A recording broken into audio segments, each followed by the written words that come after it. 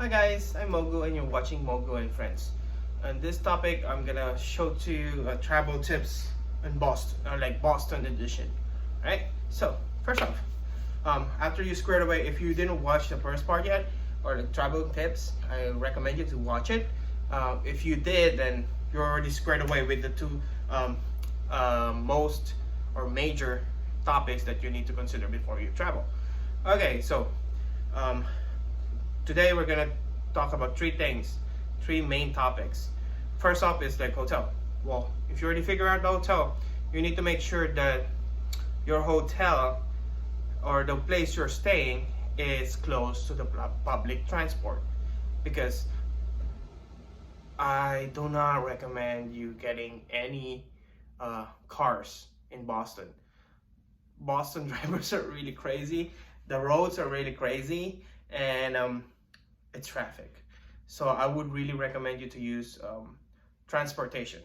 So that goes to number two. So one topic is like hotel. The first one is really short. Just make sure the hotel you're staying or the Airbnb you're staying is close to the public transport. Second tip is going to be the second topic, which is going to be the transportation. Again, I'm not recommending you to get any cars because parking is going to be crazy. The driving is really crazy. The traffic is crazy. And also the roads are crazy. So no, do not get any cars if you're just going around Boston. This is only if you're going around Boston. But if you're going outside Boston, then I would recommend you to get some car. But if just Boston, no. Just use public transport. It's way cheaper, way easier, and less stress. I guarantee you that. All right, so the third topic for this is the attractions. I said in the previous one, you need to consider what attractions you're gonna go to and search how much are they. Well, lucky for you, there is this attraction called Boston City Go Pass.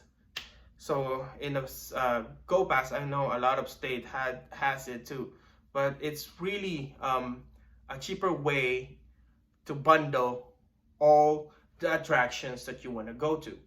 And if you don't have, like for example, you just want to go to Boston, but you don't have any idea where to go, then that's one of the things that I really recommend you to go and check, because City Go Pass is a lot of options for a really cheap price.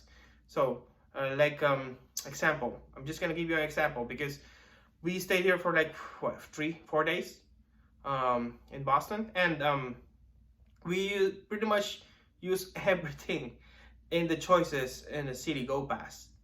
So one of the options I really recommend is the Duck Tour. The Duck Tour is gonna be like 90 minutes. It consists with they're gonna drive around the city a little bit, and then they're gonna go to the river. So it's a travel by land first, and then it's gonna be traveling to the river, which is gonna be like really entertaining and really educational and also relaxing. So that's one of the things that I really recommend you to do if you're gonna end up using the City Go Pass, or even just by going there without using the City Go Pass. But like I said, if you want cheap attraction, you need to go to this City Go Pass. Just more example of the City Go Pass is price. That's why I said it's cheap.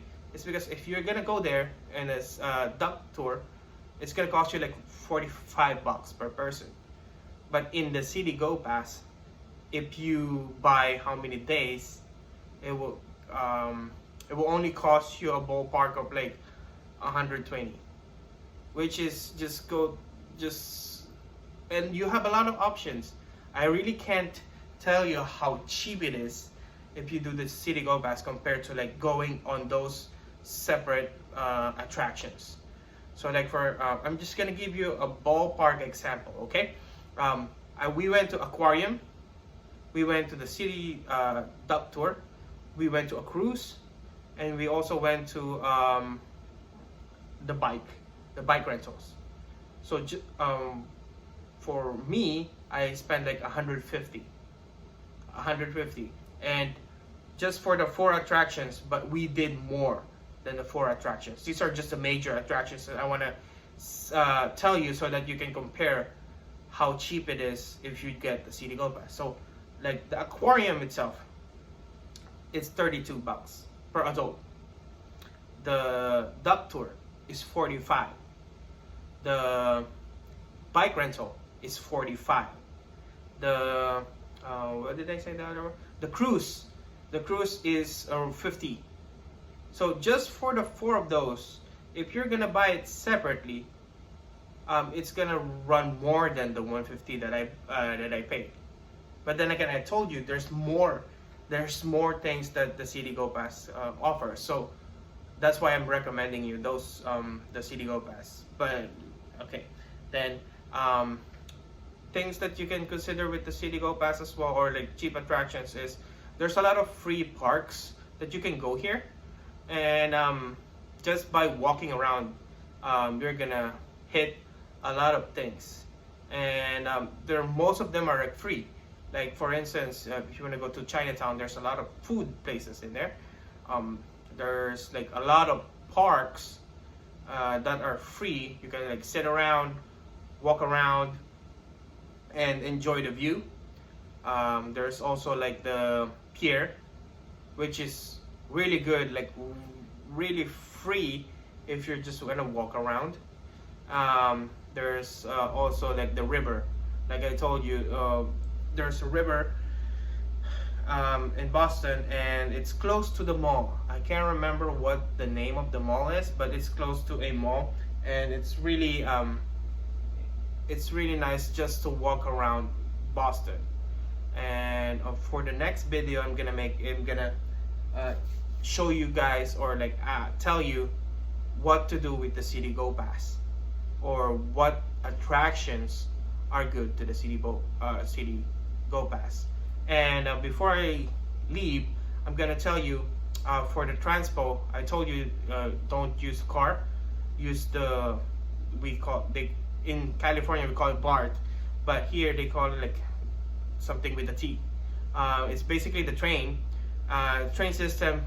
You just buy unlimited for how many days you're staying. It's really cheap. It's only like what, $20 for like 5 days, I think. Yeah.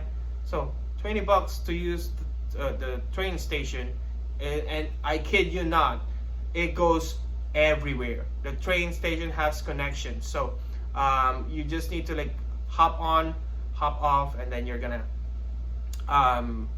go to your destination, or like land in your destination. Obviously you're gonna walk a little bit, but it's not really a long walk if you're gonna use the train system. So that's my travel tips in Boston. All right, see you guys in next video.